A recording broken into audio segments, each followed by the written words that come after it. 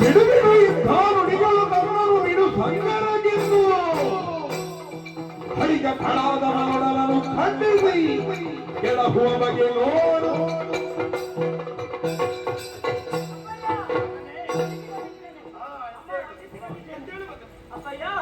ದೇವೇಂದ್ರ ಹೇಳುವುದನ್ನು ಸರಿಯಾಗಿ ಕೇಳಿದವನು ನಾನು.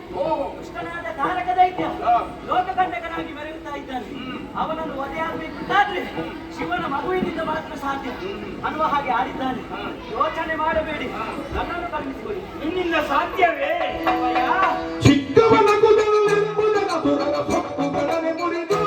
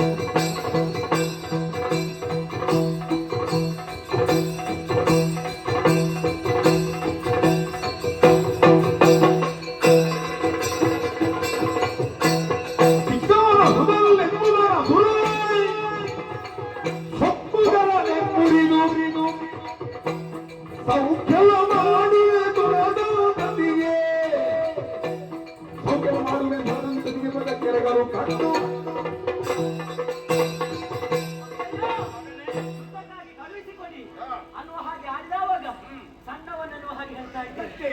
ಅಪ್ಪಯ್ಯ, ಈ ಲೋಕದಲ್ಲಿ ಪಾರ್ವತಿ ಪರಮೇಶ್ವರರು ಲೋಕಕ್ಕೆ ತಂದೆ ತಾಯಿಯಂದಿರು ಅನ್ನುವ ಹಾಗೆ ತೋರಿಸಿಕೊಟ್ಟವನು ನೀವೇ. ದೊಡ್ಡವರಾದ್ಮೇಲೆ ನಿಮ್ಮ ಮಗನಾದ ನಾನು ಸಣ್ಣವನಾಗಲಿಕ್ಕೆ ಸಾಧ್ಯವಿಲ್ಲ.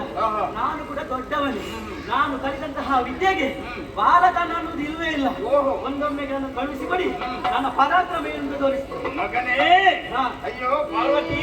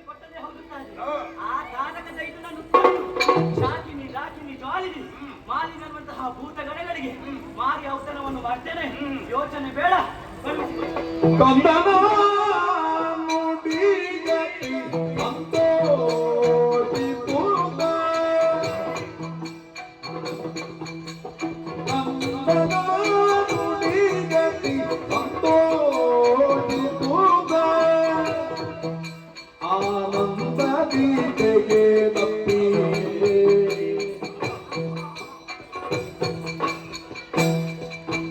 ಚಂದದಿ ಗೆಲು ಹೋಗೆನು ತಲಿ ಕಳುಗಿದ ಚಂದದಿ ಗೆಲು ಹೋಗೆನು ತಲಿ ಕಳುಗಿದ ವಂದನನು ಪರದಿ ವಂದನನು ನಿಗತಿ ಸಂತೋಷಿತು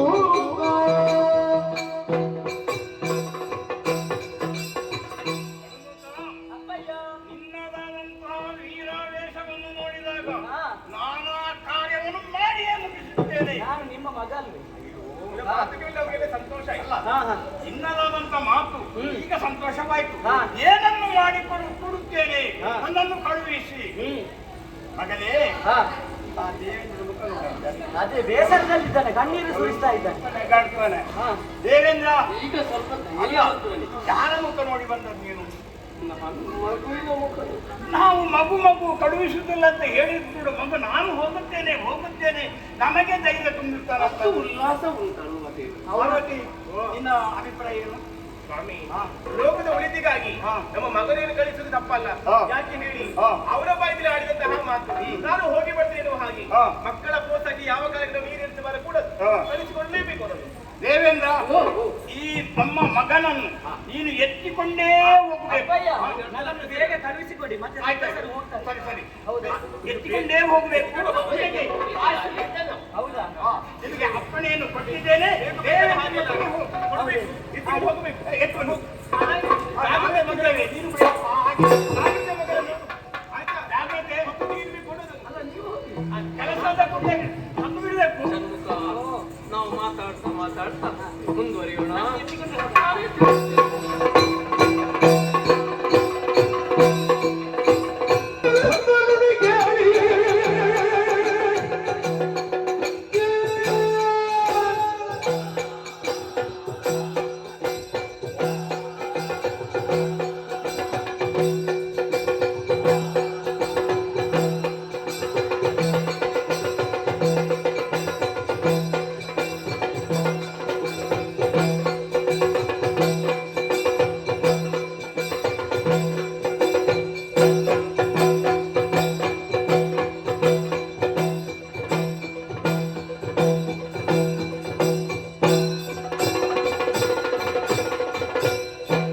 ಶರಣಪ್ಪನುಡಿ ಕೇಳಿ ಕಂಗಳಲ್ಲಿ ಕಿಡಿಯನರಿ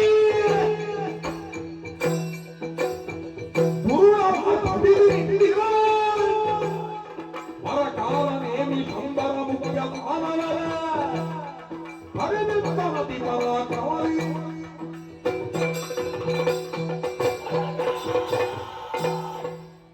ಜನರಂತಹ ನುಡಿಯನ್ನು ಕೇಳಿ ಆಶ್ಚರ್ಯ ಭರಿತರಾಗಿದ್ದಾರೆ. ಯಾವನು ನನ್ನ ಕೈಯಿಂದ ಪೆಟ್ಟು ತಿಂದು ಹೋದನು ಅಂತಹ ದೇವೇಂದ್ರ ಮತ್ತೆ ಬಂದಿದ್ದಾನೆ, ದಾಳಿಗೆ ಮುಂದಾಗಿದ್ದಾನೆ ಅಂತ ಅರ್ಥ ಏನು? ಹೇಳಿ, ಶಂಬರ ಠಾಣಾವಿ ದೈತ್ಯರು ಹೇಳಿ ಇವರನ್ನೆಲ್ಲರೂ ಒಳಗೂಡಿಕೊಂಡು ಅವರನ್ನು ವಿರೋಧಿಸುವುದಕ್ಕೆ ಸಾಗುತ್ತಾರೆ.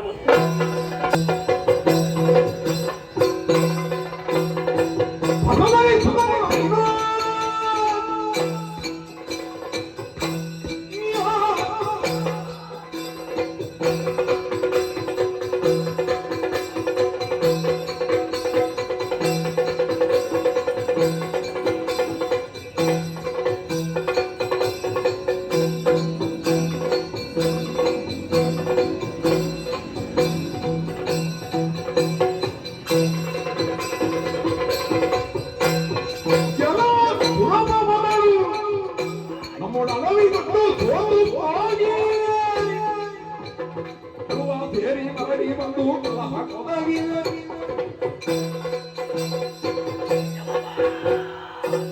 ಒಬ್ಬೆ ಕಡಿಮೆ ಮಾಡು. ತಿರುಗಿಸು ಮುಖ. ನೀನು ತಿರುಗಿಸು.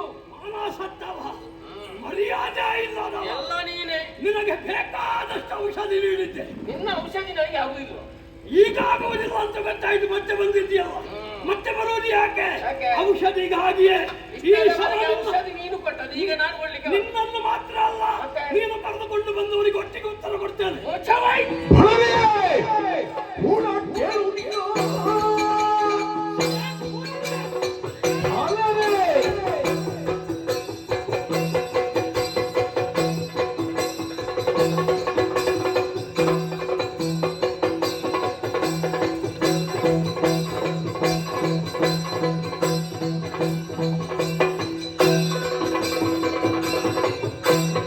ಫಲವೇ ಕೂಡ ಕೇಳು ನೀನು.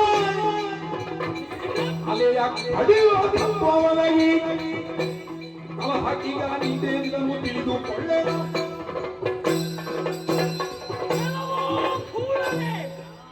ಸರಿಯಾಗಿ ಕೇಳು. ಇನ್ನು ಸ್ವರ ಏರಿಸುವುದೇ ಗೊತ್ತಾಯ್ತಲ್ವಾ? ಯಾಕೆ ನಿನಗೆ ಸರಿಯಾದ ಮದ್ದು ಕೊಡಬೇಕು ಎಂಬ ಉದ್ದೇಶದಿಂದಲೇ ಬಂದವನು ನಾನು. ಮದ್ದು ಕೊಟ್ಟರೆ ನಾನು ಗುದ್ದು ಕೊಡ್ತೇನೆ. ಎಂತದ್ದು ಬುದ್ಧಿ ಕೊಡುದು ನೀನು? ಗುದ್ದು ಗುದ್ದು ಗುದ್ದು ಕೊಡ್ತೀಯ? ನಿನ್ನ ಯಾವ ಗುದ್ದು ಕೂಡ ಇನ್ನು ಮುಂದಕ್ಕೆ ನಡೆಯುವುದಿಲ್ಲ. ಈಗ ನಿನ್ನನ್ನು ಏನು ಮಾಡಬೇಕು, ನಿನ್ನನ್ನು ಎಲ್ಲಿಗೆ ಕಳಿಸಬೇಕು ಎಂಬುದು ಚೆನ್ನಾಗಿ ಬಲ್ಲೆ. ನನಗೆ ಆಗದಿದ್ರು ಸನಿಹದಲ್ಲಿ ನೋಡು, ಸರಿಯಾದ ಜಾಗಕ್ಕೆ ಅವ ಕಳಿಸ್ತಾನೆ.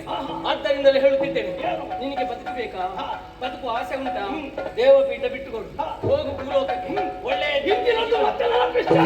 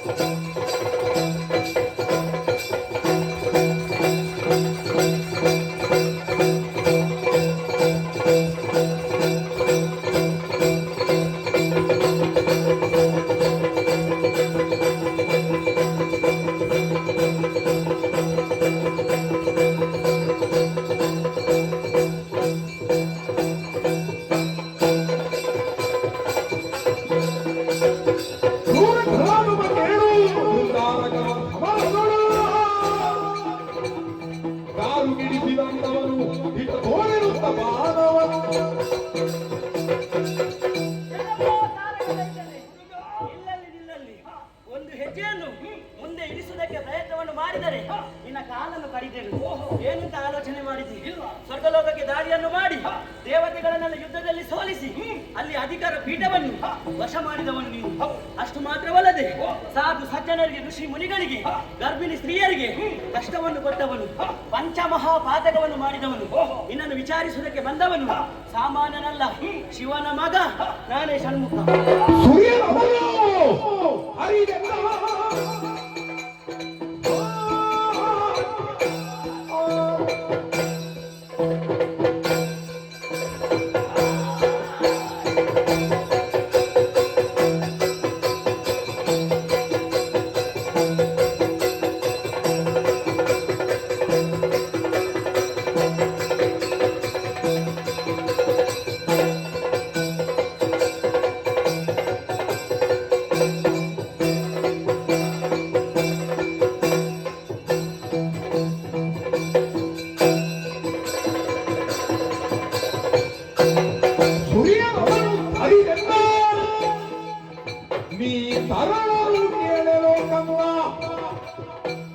ಮೈಲಿನಿ ಮಡಿಯಲು ನೀತಿ ರಣತರವಲ್ಲವ ನೋಡಿ ಜೋಡಿ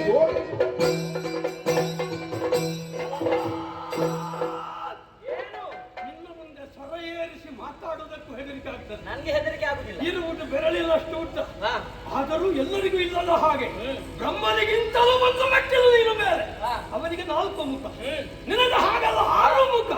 ಷಡಾನನ ನೀನು ಬಿಟ್ಟಂತಹ ಅಷ್ಟೂ ಅಸ್ತ್ರಗಳನ್ನು ತರೆಯುವುದರ ಮೂಲಕವಾಗಿ ತಾರಕಾಸುರನ ಬೆದರಿಕೆಗೆ ಜಗ್ಗುವವನಲ್ಲ ಎನ್ನುವುದನ್ನು ತೋರಿಸಿಕೊಟ್ಟಿದ್ದೇನೆ. ನಾನು ನಿನ್ನೊಡನೆ ಹೋರಾಟಕ್ಕೆ ಹೆದರುವುದು ಯಾಕೆ ಗೊತ್ತಾ? ಸರಳ, ನೀನು ಇನ್ನೂ ಹುಡುಗ, ಬಾಳಿ ಬದುಕಬೇಕಾದವರು. ಬರೀ ನನ್ನ ಖಡ್ಗಕ್ಕೆ ಆಹುತಿ ಆಗಬೇಡ, ಬಂದಲ್ಲಿಗೆ ಹೋಗು.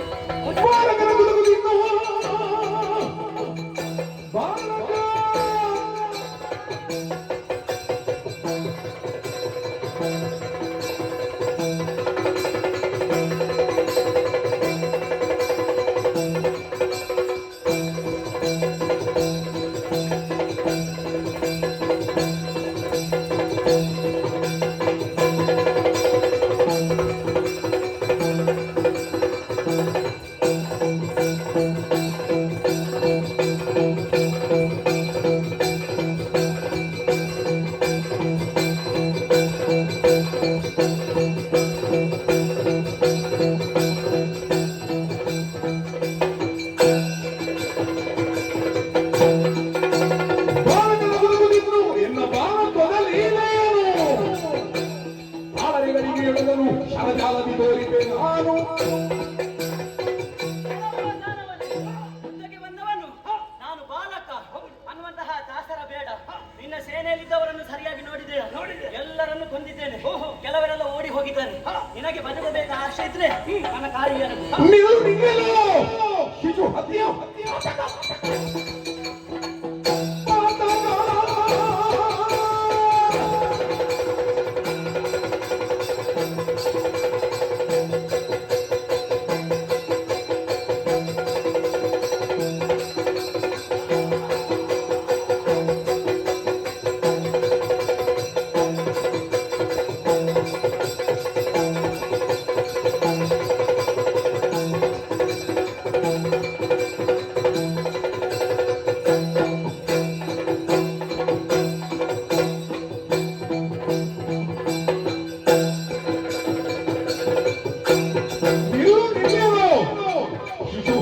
ಮಾಡಿದಾಗ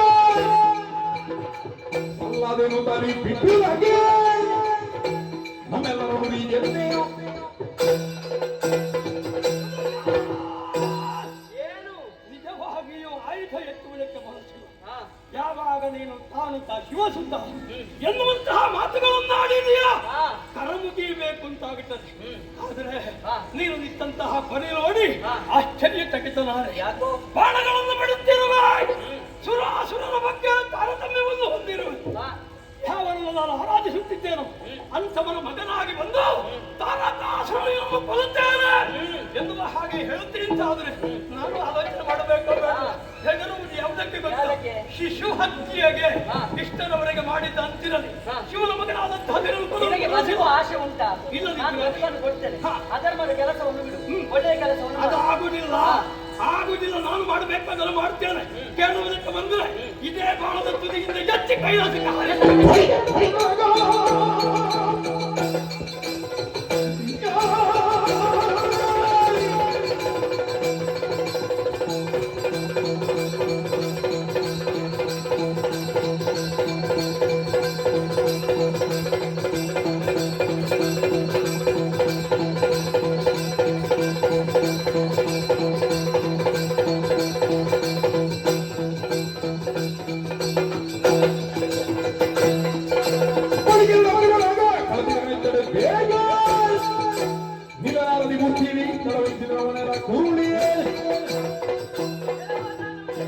ನಿನಗೆ ನೀತಿ ಮಾತು ಹೇಳಿದ್ರೆ ಸತ್ಯವಾಗುವುದಿಲ್ಲ. ಸಾಯುವ ಕಾಲಕ್ಕೆ ಮದ್ದಿಲ್ಲ, ಗೆಡುವ ಕಾಲಕ್ಕೆ ಬುದ್ಧಿಲ್ಲ. ನೀನು ಸಾಯುತ್ತಿದ್ದಲ್ವಾ?